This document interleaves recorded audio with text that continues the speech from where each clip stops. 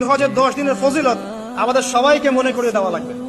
ঠিক আছে, অনলাইন অফলাইনে সবাই প্রচার করবেন। এই 10 দিন নেক আমলের জন্য একটা উৎসবের উপহার আল্লাহর পক্ষ থেকে। এই 10টা দিন যেন আমরা আল্লাহর পক্ষ থেকে এই উপহারকে কাজে লাগাই, বেশি বেশি নেক আমল করি, পরকালকে গুছিয়ে নেই।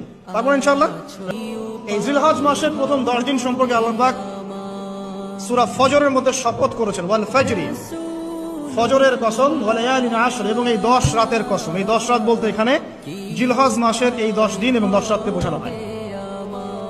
এর ফজিলত সম্পর্কে নবী সাল্লাল্লাহু আলাইহি ওয়াসাল্লাম একটা হাদিসে বলছেন, সহিহ বুখারী হাদিস, আনাস রাদিয়াল্লাহু আনহু ইবনে আব্বাস রাদিয়াল্লাহু আনহুমা থেকে বর্ণিত, নবী করিম সাল্লাল্লাহু আলাইহি ওয়াসাল্লাম বলেছেন যে মা মিন আইয়ামিন আমালু সালিহু ফীহিন্না আহাব্বু ইলাল্লাহ মিন হাযিহিল আইয়ামিল আশরা।